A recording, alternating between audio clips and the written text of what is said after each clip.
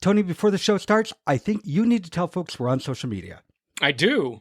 We're on social media. Well, there you go. We're now on Facebook and Instagram, and it's at Going Hollywood Pod on both of those. So that's our handle, at Going Hollywood Pod, on both Facebook and Instagram. And what are we posting, Tony? And we're going to just be posting, we'll talk about the show occasionally, but mostly it's just going to be like, what's happening? Who's a birthday? Who do we want to talk about and commemorate today? Who died? Because that happens a lot. It'll be fun. So it's at Going Hollywood Pod, and it's Facebook and Instagram. Links are in the show notes or on the website, goinghollywoodpodcast.com. You'll find them there too. Go on, stay tuned. Hi, everybody. This is Tony. Hope you're all getting by. Brad and I have decided to take a little break this week, but fear not, we will be back next week for a handful of new episodes to wrap up our very first season of Going Hollywood. I'm very excited about that. And I'm excited about this episode today because we decided to present a little flashback for you to my second appearance on Brad's podcast, Queer We Are. I like to think of it as the lost pilot of Going Hollywood because as with Going Hollywood, it's completely unscripted. Brad just throws subjects at me and, well, I do the best I can. So I hope you'll enjoy this special flashback episode of Going Hollywood, The Lost Pilot, and we'll be sure and see you next week as we begin the countdown to Going Hollywood's season finale. Take care, everybody.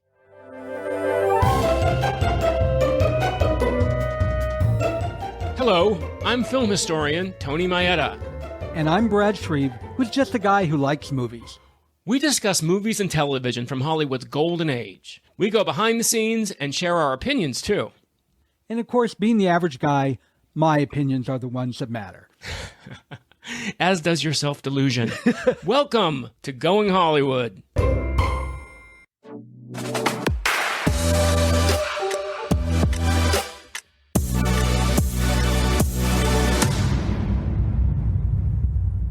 Tony Maeda, I am so thrilled to have you back.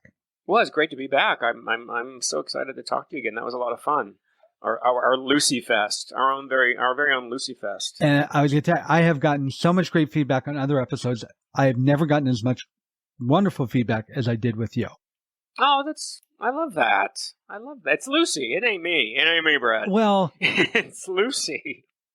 Let's talk about your latest. Okay. I got the email that said that your latest documentary on Cary Grant had come out. Yes. And I haven't got around to watching it, and I'm actually glad I didn't because I want to talk about it instead. Okay. Without knowing anything about it. So tell you about it? Go for it. What should we know about Cary Grant, and is there something we don't know that we should know? Well, first of all, it was exciting when they asked me to do Cary Grant. And again, I do these documentaries with this wonderful production company called Wichita Films. It's two French producers named Julia and Clara Cooperberg.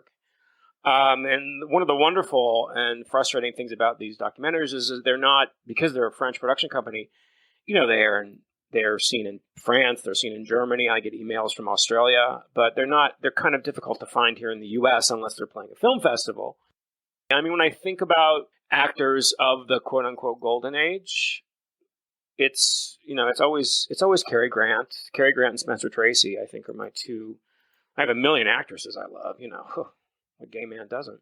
But as far as actors go, it's got to be Cary Grant and Spencer Tracy. So it was a real thrill to talk about Cary Grant. I think that, we focused on his career. It's funny, everybody asked me when they heard I was doing it, are you going to talk about him being gay? Are you going to talk about his bisexual? And I was like, no, probably not, because that's not what this is about. This is about his career. His life is infinitely interesting just in his career as Cary Grant. Yeah. Than it was for anything that he did in his private life. And I have a real issue with speculation. When I first started out and I was doing DVD commentaries and I was doing stuff for Warner Home Video and CBS, my partner and I at the time, when we were writing these in our books, we had to triple check facts. There was a legal department that we would have to answer to. And if they didn't like something, we had to prove it. We had to cite it. No, it was said here, it was said here. It doesn't even happen anymore. Anybody can put anything they want on YouTube. And people think it's the truth. So when we start talking about somebody's personal life, I have a hard time in saying point blank, somebody's this and somebody's that. Because I need some kind of justification. I need some kind of certification that, oh, this was said. Now, there are some books out there. Ori Kelly, who was a very famous costume designer in the 40s, in the Golden Age, worked at Warner Brothers. He wrote an autobiography that was discovered actually after he died, in which he talks about his relationship with Cary Grant. There are some books out there which talk about that. I didn't feel like it was anything that we needed to talk about because I found his career so fascinating. Here's another thing, too. When people come up and they say, was Cary Grant gay? Was he bisexual? And I'm like, you can't take our 21st century ideals of sexuality and superimpose them on early 20th century. Now, interestingly, the kids today, if I can call them that, the kids today have the right idea. There's no labels. There's no box.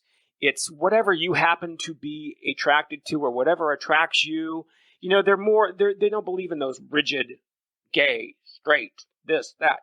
So that's kind of what it was like in his day. In the early 20th century, Hepburn is a great example. Hepburn had many relationships with women and with men, but she never would have considered herself a lesbian. Right. Because that would not have occurred to her. She was Katharine Hepburn. She was herself. So with him, what I always like to say about Cary Grant, and what I think is the essence of when people ask me that question, is that, Cary Grant wasn't interested primarily in men. Cary Grant wasn't interested primarily in women. Cary Grant was interested primarily in Cary Grant. So whatever configuration of that was going to propel that goal forward was where he was. Now, when he was starting out in the 20s in New York, in the theater, and he was still Archie Leach, the theater now, then, always, hopefully, is a very gay place with a lot of very powerful gay men. So it's perfectly understandable to think that he would have had some liaisons with some gay men, had some gay relationships back then. But when he got to Hollywood, particularly in the 30s, once the production code came into force and he could be fired, he had a morality clause in his contract. All stars had morality clauses in their contracts after the production code kicked in. He could lose his job if they even suspected. They didn't have to prove it. If there was a rumor, if there was an idea of immorality, he could lose his job. So at that time, he became, he was also Cary Grant by this time, so he had a lot more to protect. So I feel like he is so multifaceted. There are so many Cary Grants, and yet there's that one image we have of him. And I just find him endlessly fascinating as Cary Grant, regardless of who he chose to go home with at night.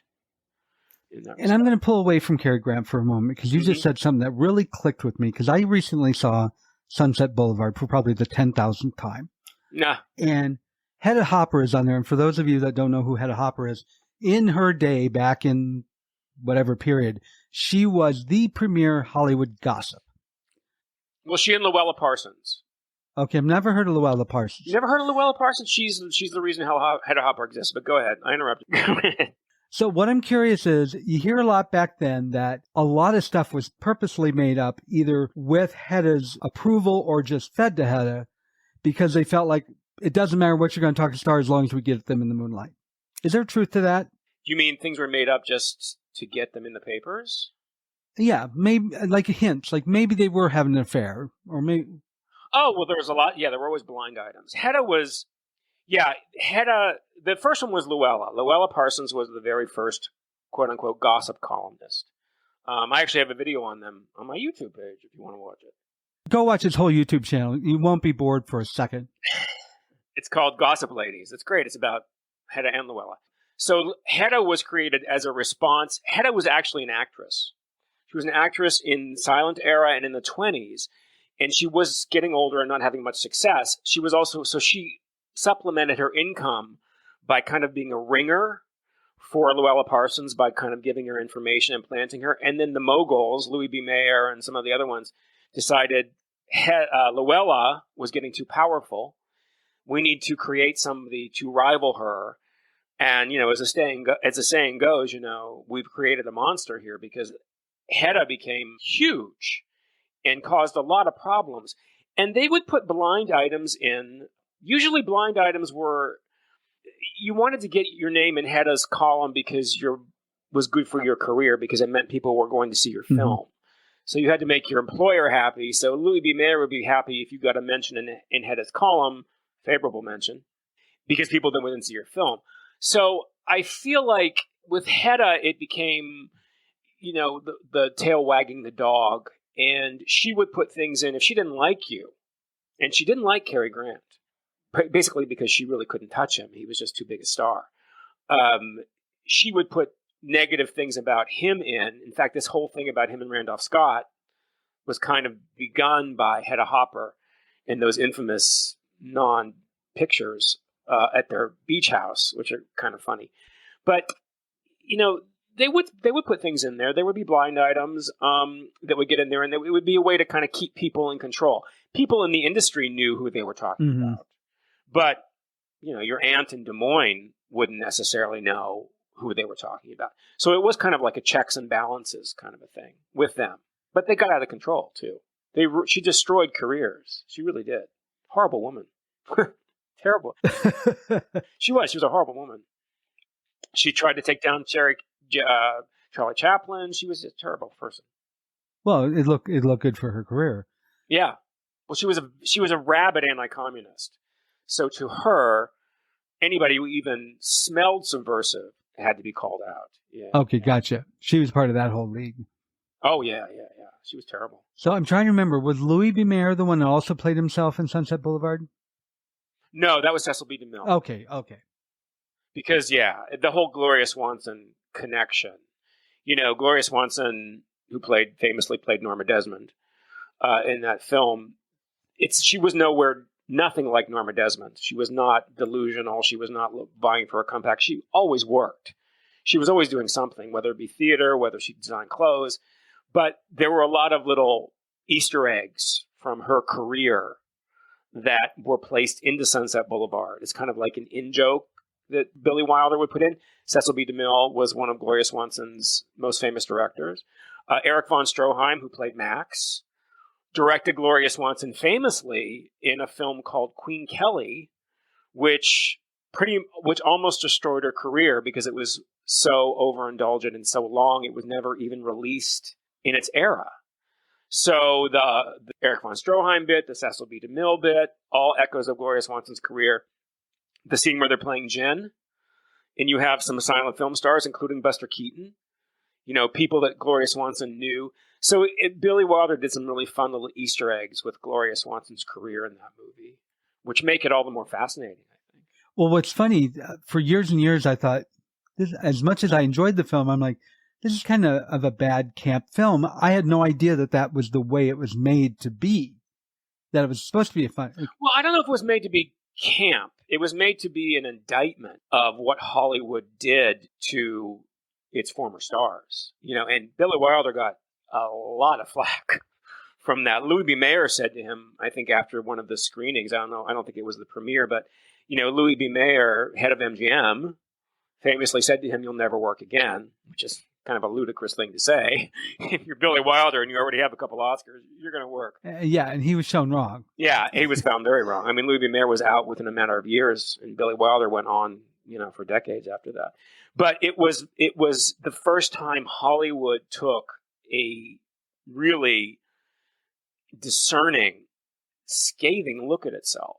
And Billy Wilder got a lot of flack for it. It's only become campy because, what is camp? That's the big question, right? Camp, it's only become campy as we've removed ourselves from that time, and we don't, film acting isn't like that anymore. Film acting is, put a camera on you or put a phone on you and you're basically in a film. So there's a stylization to silent film.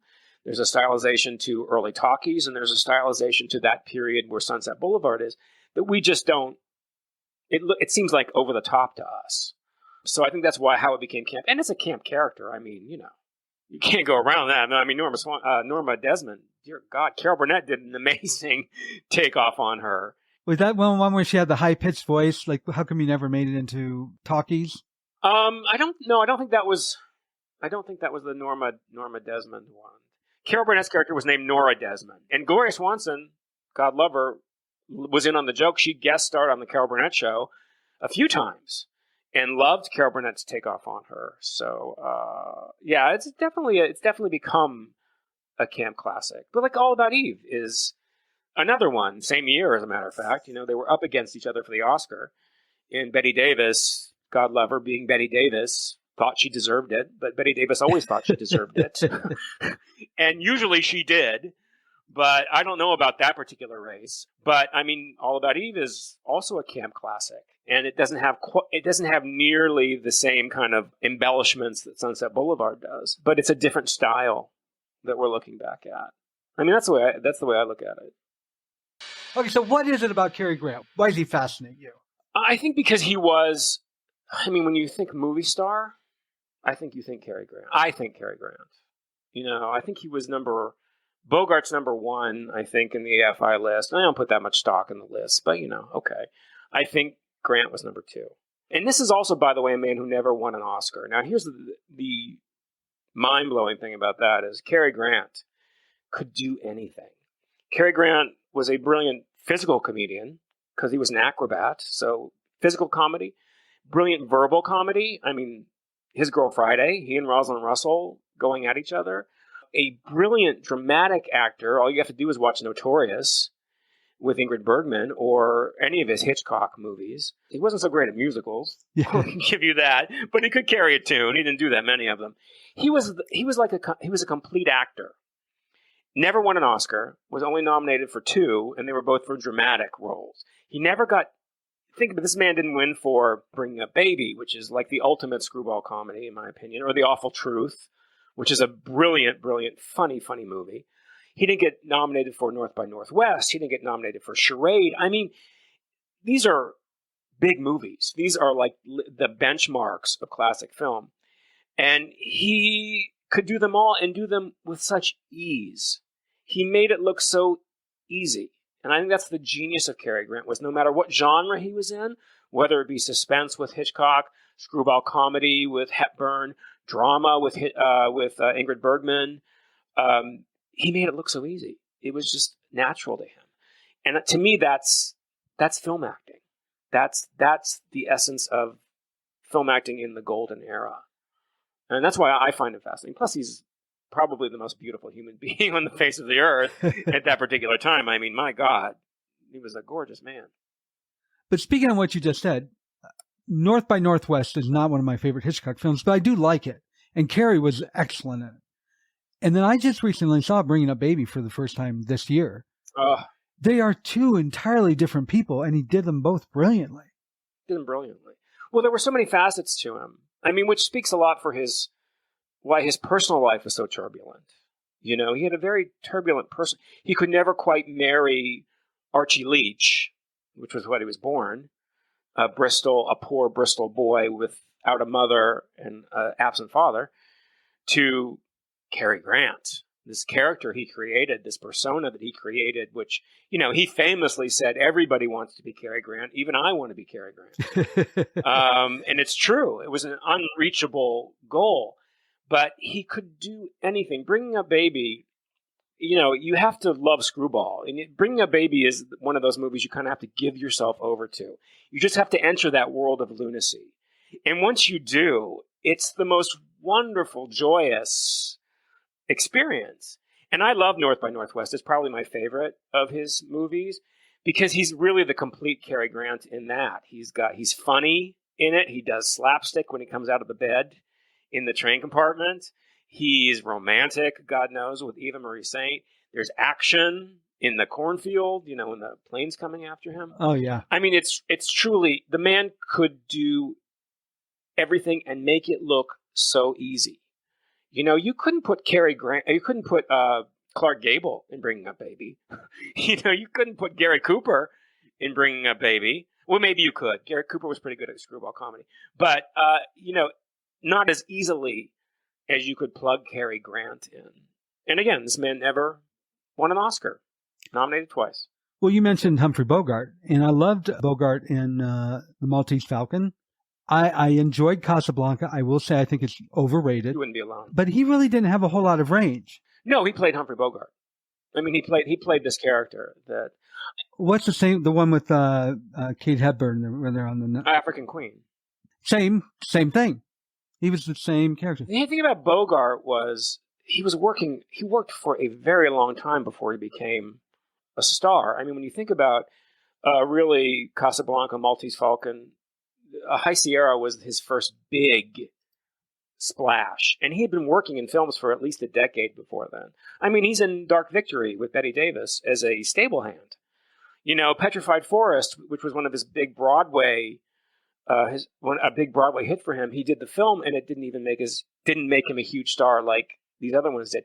He came to that persona so late in life and at the exact right time. That kind of cynical anti-hero was perfect for 1941, 1942, when we were in the war. So it kind of exploded. And then when he really became Humphrey Bogart was after he died. And, you know, college kids in the 60s rediscovered these films and made him this cult anti-hero because that persona also spoke to them. What were they saying? They were saying, don't trust anyone over 30, you know, with the Vietnam War and everything. And that's Bogart's persona, is this cynical yet romantic anti-hero. I personally, you know, I think Bogart's fantastic, but I think you're right. He doesn't very often stray from that persona. He does in some films, but there's still that element of the cynicism. There's still that element of mistrust and humor with his characters. He's very much, but that's what they did. You know, that's what they did in the golden age, quote unquote, is you were playing your persona. You know, as much as I've been waxing on about how Cary Grant could do anything, when he tried to stray out of that persona of Cary Grant, it was a failure. You know, one of his Oscar nominations was for None But the Lonely Heart, which Clifford Odets wrote. And he basically plays who he really could have been in real life, which is a bitter, angry Cockney who comes home after having a life of you know, ill repute and has a very bad reconciliation with his mother. And he was not Cary Grant in that film. He was angry and mean, and it was a huge flop. It's much better today because today we understand people going outside of their persona to play a role. But back then they were like, no, I want the awful truth, Cary Grant. I want the Philadelphia story, Cary Grant. This guy isn't charming. This guy doesn't have a cocktail. This guy isn't, you know, this is not the Cary Grant I want to see. So they all had to kind of stay within the parameters of their personas. Well, Jimmy Stewart was always Jimmy Stewart. Always. Yeah, and I'm not a huge... It's probably not a good thing to say. I don't think anybody cares anymore. I'm not a huge Jimmy Stewart fan. I know people love Jimmy Stewart. Jimmy Stewart, I like him in some things. I love him in The Shop Around the Corner. I think he's wonderful. I like him in his earlier work. I'm not a big Jimmy Stewart. I wouldn't necessarily watch a Jimmy Stewart film because it doesn't do anything for me. Personally, I don't really think there's anything, wow, that's great. I would much rather obviously watch a Cary Grant or watch even a John Garfield or somebody who had interesting facets to their personality. But Jimmy Stewart was a star for, you know, 60 years. Yeah. There's 3 films that I really like him in. Obviously, Rear Window. I liked him in Harvey. I thought he played himself, but I think he did a damn good job in Harvey. And the most underrated, I wish more people would see it, Rope, Hitchcock film. Oh, Rope's wonderful. Rope is fantastic. Yeah, that's incredible. And I wish more people knew that film existed. I do too, just because it's such a great roman clef of Leopold and Loeb, and I mean, they're gay.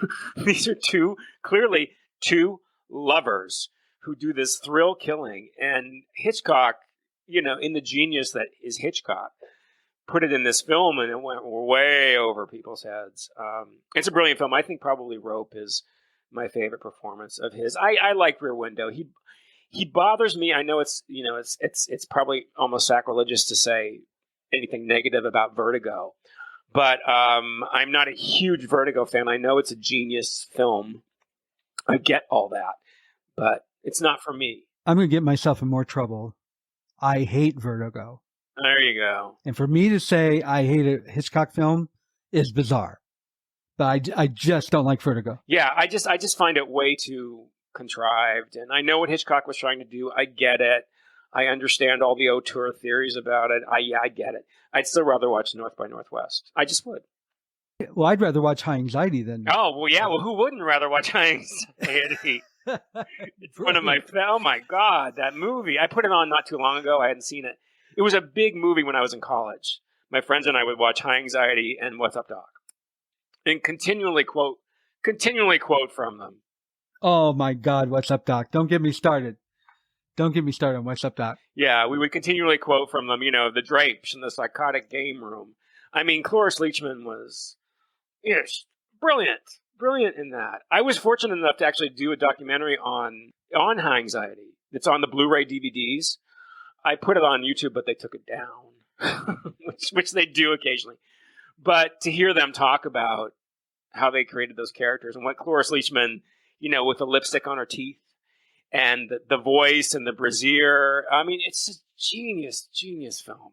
Underrated as far as Mel Brooks goes, I think. I'd much prefer it to Blazing Saddles. Oh, well. I like Blazing Saddles. But Blazing Saddles, next to Network, is my all-time favorite movie. Is it really?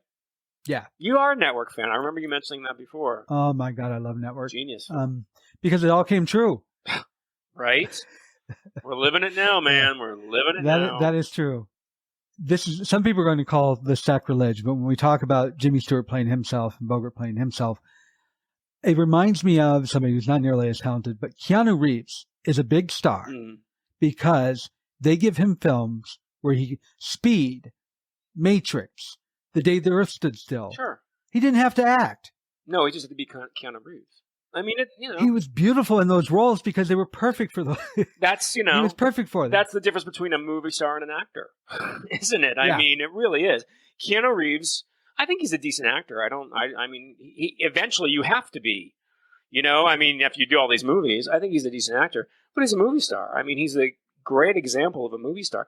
Betty Davis always used to say, when she would talk about she and Joan Crawford, and she didn't talk about it a lot, but people always brought it up to her. And she's like, why? I made one film with the broad, and everybody wants to know about Joan Crawford. But she would always say that she was an actress and Joan was a movie star.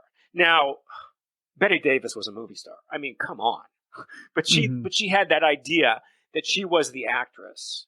And because she did the work, she stretched herself. She started in theater. She was trained. So she was the actress. And Joan was the persona of the movie star. And I think that still exists today. You're absolutely right. Keanu Reeves is a great example. You have people who cross over, like Meryl Streep, actress, movie star, goddess, as far as I'm concerned. But you have people who are strictly like Keanu Reeves and, other people who are movie stars as opposed to movie actors. Tony, I'm stopping our conversation real quick. Why? Brett, we're in the middle of a podcast. But this is about the podcast, and it's very important. Okay. Listener, whatever app you're listening on, whether it's on the computer or on the phone, reach your finger or your mouse over. It usually says follow. Some still say subscribe. And click that. And what's going to happen when they do that, Tony? They're going to get notified when a new episode is available, and they can listen to us again. You don't want to miss that. No. Can we get back to the episode that we were recording? Of course. Please? Of course. All right. Thank you. Don't forget to subscribe and follow. There you go. What is it about? I'm going to use Brad Pitt as an example, who I think is a great actor. If you watch he is. The 12 Monkeys, and I'm drawing a blank. There's some movies. I thought he was wonderful in Once Upon a Time in Hollywood. He won the Oscar. Yeah, and he was also excellent in Seven? Fight Club. I thought he was excellent in all those. Yeah. But most of his movies flop big time. At least my perception is. No, they did. He didn't have a lot of money-making films. River Runs Through It. I love A River Runs Through It. It's a great film. Didn't make any money. Yeah, are you asking why you think they didn't make money? Yeah, because why they continue. Because another example I'm going to give, I told you before, I am madly in love with Paul Rudd. Yeah. But 99% of his films are shit. So other than he's just charming as hell, and I hear that he's as nice as he comes across, other than that, how does he continue working? I mean, Paul Rudd, I think, continues working because he's crafty and talented and does anything. Does TV, does film. I think Brad Pitt is that rare. Brad Pitt is just one of those people who is so damned gorgeous and charismatic and larger than life that he can do flop after flop after flop, and people still want to work with him. I also hear he's a very nice person. I mean, you can't discount that. You know, Robert Osborne said that one time. I'll never forget. He said, you know, these actors who think they can, because they cite Bette Davis or they cite these supposedly quote unquote difficult women, that once you become a movie star, you become difficult. No, the people that work are the people who other people want to work with. So 98% of the movie stars maybe were difficult, but the other, you know, percentage of them, 2% of the actors were difficult. 98%, I was wondering about the math there.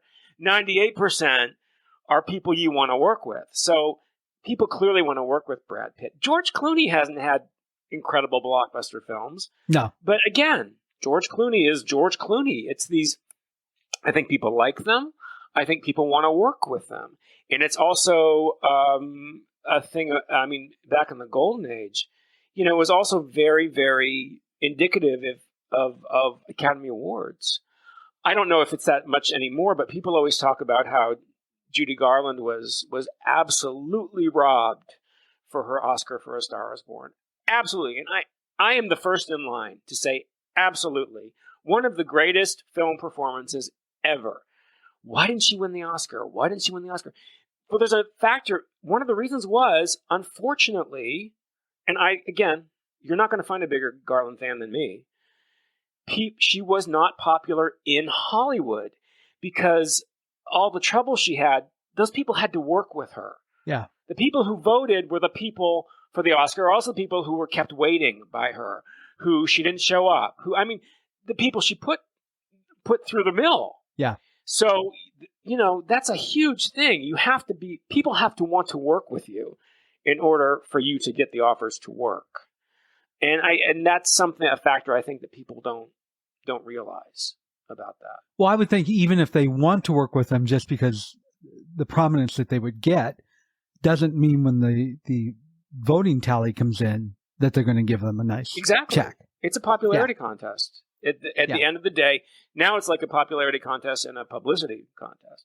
Yeah, but totally. Back in the day, I mean, they didn't do the publicity, but there was publicity.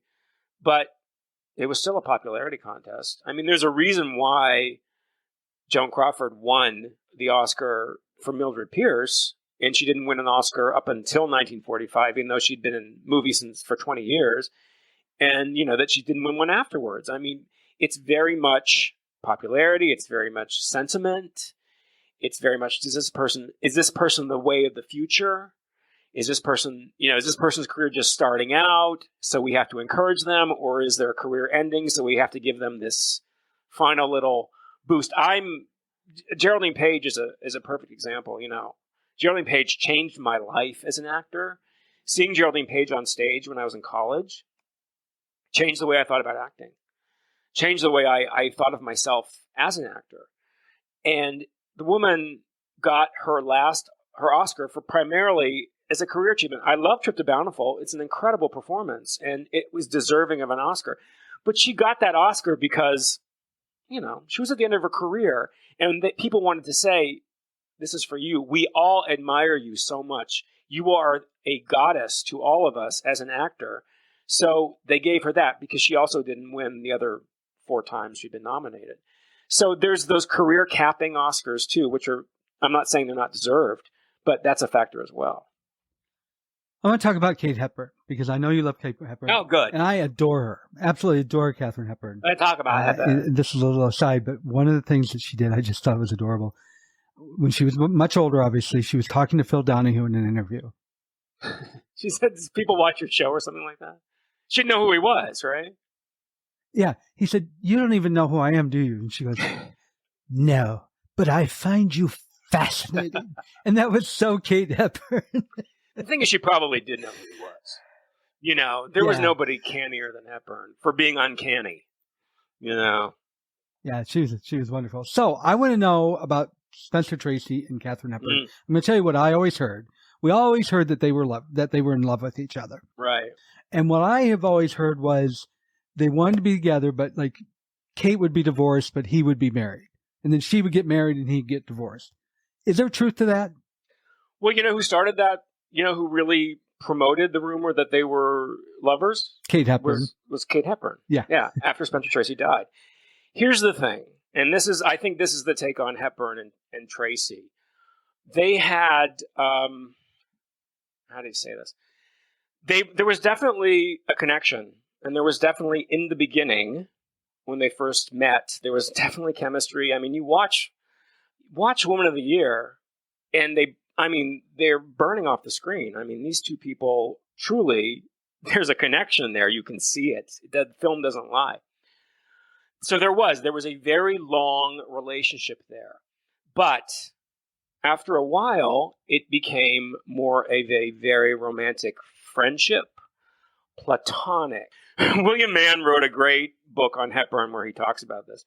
The relationship became much more of a platonic love. Now, they were always there supporting each other. She supported him through the last years of his life. She got him through his last films. You know, Guess Who's Coming to Dinner would not have been made had she not insisted that Stanley Kramer do it with Tracy. And, you know, she put up her salary famously, his insurance. She got him through that filming. So there was a great love there. And then after Tracy died, she really, really perpetuated the myth of this great love affair of Tracy and Hepburn, because there was nobody who was an astuter technician of her image than Kate Hepburn was.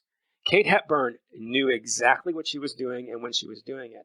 And she knew that the legend of Tracy and Hepburn was going to be her bread and butter as the years went on. Now, she also did some incredible acting work in her later years as well. But she was so smart in knowing that the public latched onto that legend of Tracy and Hepburn. So yeah, it probably began as a physical thing, but definitely developed quickly into an emotional, some might say codependent relationship. She allowed him to treat her in ways she never would have allowed anybody else to treat her. You know, she allowed him, I mean, quite misogynistically, to treat her in kind of demeaning ways, and she let it happen because she adored him. But it wasn't he carried on. People think that they fell in love with each other and they couldn't get together because he was married and he wasn't going to get divorced because he was Catholic and blah, blah, blah. He continued to have affairs with other women while he was with Katharine Hepburn. I mean, this is a man who had affairs in his entire career. It was a very, very, very conflicted man. I mean, there are people who talk about his sexuality and, you know, about the possibility of him also, the reason he drank and was so unhappy was because he couldn't come to terms with his sexual desire for men. Okay, maybe, I don't know, that could be possible. But this was a very conflicted man. She was there as his loving friend and support system up until he died. And I think that's the best way to look at that wonderful romantic relationship. Did that answer your question? Did it? Yeah, it did very well. No, Guess Who's Coming to Dinner? Was that his last film? Yes. What a way to go! He died 2 weeks after. What a way to go! It's like the last shot. Yeah. He reminds me of Henry Ford for Henry Ford's last film to be on Golden Pond. Henry Fonda. Oh, I'm sorry. Yes, Henry Fonda for his last film to be on Golden Pond. They both went out on a high note. Pretty amazing, right? Yeah. And they both had to be. They were both with Hepburn, ironically. Yes, you're right. Actually, now you mention it. You know. And they both kind of had to be shepherded through it. You know, Hepburn, you know, the only reason On Golden Pond happened was because Jane Fonda got her father through that film. It was an incredibly important thing to Jane Fonda to have this film with her father. And she has that. I love Jane Fonda. And I think it's a wonderful film. So you can thank Jane Fonda for that. And, you know, you thank Hepburn for, you know, Guess Who's Coming to Dinner is a good movie of its time. But it was a very brave movie at the time. And that scene they have between the last scene he has, where Tracy has that long monologue about how he feels about Hepburn. Oh, yeah. Brilliant. Which is basically a summation. It's like a real meta moment. because it's a summation of the characters, but it's also a summation of Tracy and Hepburn is one of the most beautiful moments on film. And she has those, again, a brilliant technician of her image. Her eyes are flooded with tears, because she did feel that, but she also knew this was really Tracy talking to her. And also a beautiful moment. Yeah, it really was. It's a great film. Great movie. And it drives me crazy when people say it's outdated. No, it's not. It was the late 60s. Put your mind back in the late 60s. To say it's outdated, no, you're wrong. And well, thank God it's in color. Otherwise, they say, it's in black and white. I can't watch it. And I'm like, really? That's so sad. Movies were black and white until maybe they really didn't start becoming all color until the mid 60s. So you're missing out on some incredible films by having that very narrow viewpoint. Like, I can't watch it because it's in black and white. Okay, well then that's your loss. And what drives me crazy is brilliant stuff. Colorizing film. One, just because it's wrong. But number two, those black and white films, the sets were designed with tones, knowing it was going to be filmed in black and white. So when you try to colorize that, it just doesn't work. It doesn't work. It never looks. It gets better and better. What you're doing is you're tampering with the director's vision, which to me is kind of sacrosanct. It's why I won't watch a movie. I don't know if they exist anymore, but I won't watch a movie unless it's letterboxed. If it's shot that way, if it's a widescreen CinemaScope, I won't watch it because I'm missing half the film because it's cut off. Oh yeah, and I feel that way about colorization too. It's like you're missing.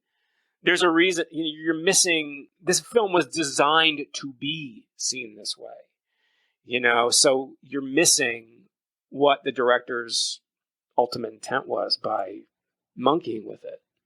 I agree with you on that. I've never been a fan of colorization. It's I don't believe in it. Well, I'm going to now steer us in a different direction. You brought up His Girl Friday. Mm-hmm. His Girl Friday is something you cannot watch over dinner because you have to listen to every single word. Yeah. Another example of that is The Women. Oh, yeah. Both of those have boom, boom, boom, one line after one after, and you'd miss the film if you weren't catching every single line. Do you think a movie like that could be made today and be successful? Yeah, I think so. I think there are some. I think there's some. Now I'm going to rack my brain trying to think of one. But I can tell you, I never watched Gilmore Girls, but people told me for a TV series, it was I believe that. along those lines. There are some incredibly smart. Oh, Veep. You can't. Veep is brilliant. It's brutal, but what an incredible show in that dialogue. It's so. Gosh, it's so convoluted and so complex. You have to. So yeah, I think so many of these things are on television now. That sadly, that they're not in the theater anymore. So if you want to see a movie or a TV show or something that has that kind of really brittle, witty dialogue that you have to watch, I don't know about being as fast as His Girl Friday. That was kind of like His Girl Friday is insanely fast because that's the style. That was don't even you can't put a Q-tip in your ear. You can't miss anything. Howard Hawks, did that on purpose. When he made His Girl Friday, he wanted to be that fast. And it's also constructed so the dialogue, yes, it overlaps, and yes, they interrupt each other, but the important points come across. It's constructed so he knew someone was going to laugh then, so there might be a little bit of a filler thing, then comes the next joke, and then so it was just a constant laugh after laugh after laugh. But you have to, I think because we're watching on TV, it's different than watching a film in a theater is such a different experience than watching a film on TV. I'm ashamed to say this as a quote unquote film historian, but I didn't see Gone with the Wind until in a theater until maybe like 1990, 1991. And it was a totally different film for me than the one I'd seen on television for years and years and years. I didn't realize it was funny. There are parts of Gone with the Wind which are so funny. And there are parts, and you don't realize that because you're not with an audience watching this film. There is nothing more joyous than watching Auntie Mame in a theater full of gay men or the women. It is the most incredible experience because you're with a community of your people if it were. But even if it wasn't gay men, I've seen anti-gay men film festivals. And yeah, most of the audience were gay men, but still, you see this because you're in this community and you're having this shared experience. And it's the most wonderful, joyous thing. That's how movies were designed to be. And we get further and further and further away from that. Again, maybe not ashamed to say it, but I haven't been to a movie theater maybe a handful of times since the pandemic, quote unquote, ended. Because they're just not the same experience for me personally anymore. I don't want to sit through 20,000 previews. It drives me crazy. I don't mind previews. It's commercials I don't like. And I hate a preview that gives me too much. That drives me nuts. Well, I saw West Side Story, and there were 45 previews, I swear to you. 45 minutes of previews, and I was losing my mind. I was like, can you just play the fucking movie? Yeah. I was so angry at AMC. I will never go back to AMC again. But that's me. I'm curmudgeonly in that way. But I think that we get further and further away from that in how movies were designed. And movies like His Girl Friday, and movies like Bringing Up Baby, movies like The Awful Truth, all Cary Grant movies, by the way, are different experiences in a theater than they are when you're watching them on TV. So I'm sorry that your friend didn't fell asleep during All About Eve, because I guarantee you, if she watched All About Eve with you in a theater, she wouldn't have fallen asleep. Well, I'm going to shock a lot of people here, and I'll probably get some nasty emails. I have never seen Gone with the Wind. Oh, well, that's not. I have probably seen the entire film. But you've never sat down and watched it from beginning to end? Never sat and watched it. Well, it's a long movie. It's hard to sit through from beginning to end. It is the last time I tried, I fell asleep, and we were like, okay, we're going to start it back again when we fell asleep, and we never did. So, well, I don't think I've ever sat down. I know I have, actually. It's a long ass film. It's a long movie. You have to invest in it. It has to be something that has to be your event for the night. But I think you have to see it in the theater. I think in the future I'll watch until the intermission, stop, and come back later and watch the rest. Oh yeah, you have to take a break. Yeah. That's why they put the intermission in. But if you ever have the opportunity to see it in the theater, I refused to see Lawrence of Arabia until I could see it in the theater, and I waited a long time because I'm like, no, I'm not going to see this on a TV screen. I'm going to see it for the first time. I'm going to see it in 70 millimeter in a movie theater, so I can really appreciate it. Same thing with Dr. Zhivago. Same thing with these big things. You know, you need to see them in movie theaters. And unfortunately, there's fewer and fewer places you can do that. But they still exist. And I know you're not a fan of Marvel, but you have to watch a Marvel film in the movie theater. Yeah, I'm sure you do. It won't be me. You really do. It's just not the same. I know, you'll never go. That's okay. My husband is a comic book freak, and maybe when Meryl finally does one, I will. But because Meryl could make anything wonderful. But another movie that isn't really all that good of a movie, but visually it needs to be on the big screen, is How the West Was Won. Oh, God, yeah. Historically, it's so inaccurate. I saw it at the Dome. Oh, did you? Yeah, TCM did it at the Dome when Robert Osborne was introduced it with Debbie Reynolds. So Debbie she still had all of her stuff about her, and she was so funny and so bawdy. For those that don't know, the Dome is the Cinerama Dome in Hollywood, which is a landmark movie theater. It is a dome. It's an incredible place to go see a film. It's many times been slated to be demolished. And what's the latest on that? I think it's listed as a historic landmark. Okay, they were trying to do that, so it couldn't get demolished. Yes. Okay. Which basically means it sits empty now. That's that. It's a great place to see a film. It is an incredible. That's for where I saw Gone with the Wind the first time. But it's not Gone with the Wind wasn't designed. You don't have to see Gone with the Wind in widescreen. It wasn't filmed in widescreen. It was filmed before widescreen existed. But How the West Was Won. You can actually see. Is it like 4 segments right in front of you? Oh, I think it's 3. Yeah, it's 3 segments. And Debbie Reynolds talked about how difficult it was to film logistically because you're in a close-up with somebody, but you're not looking at that person.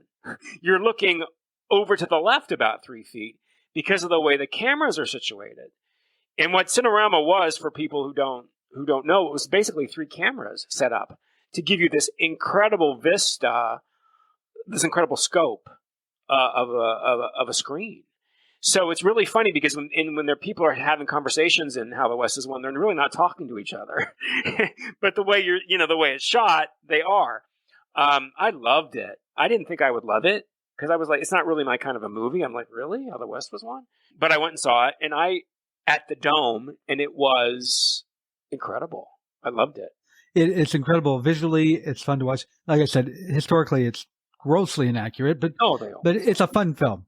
It is a fun film. If you watch it, don't expect accuracy. Just enjoy the film. No, you can't. Well, we're going to wrap it up. Okay. One thing we missed. I adore Audrey Hepburn with a passion. She was a major factor in my second novel, even though it takes place in the around 2000. And Breakfast at Tiffany's, I absolutely adore. Absolutely adore. So we'll have to get to that one. Oh, yeah, there's a lot to say about Breakfast because it's a hot button. I heard the short story is much darker, and I haven't read it yet. Oh, it's nothing like the film. The film is a totally different animal. And I presume they get much more into his being. Well, in the book, in the novella, he's gay. The character's gay. Oh. The main character, the character that's... Is he still a gigolo? Played by George Papard. No, he's gay.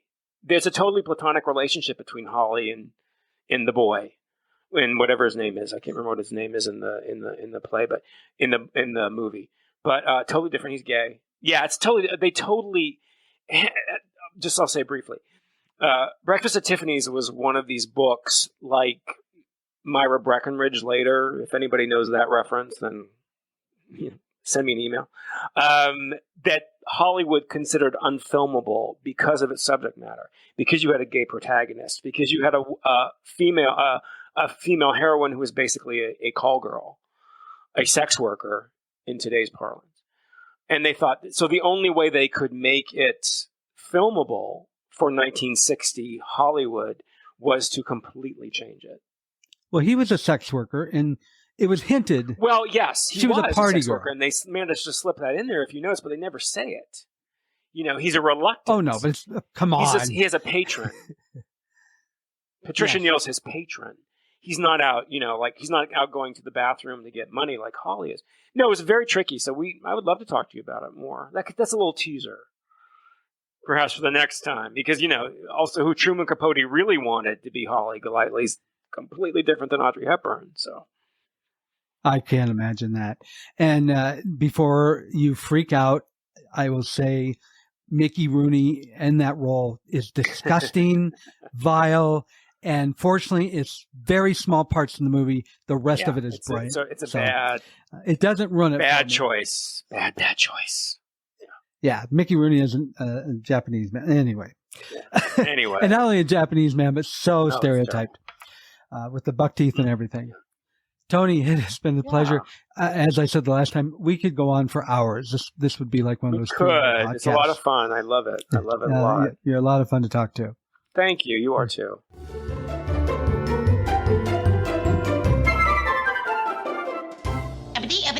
That's all, folks.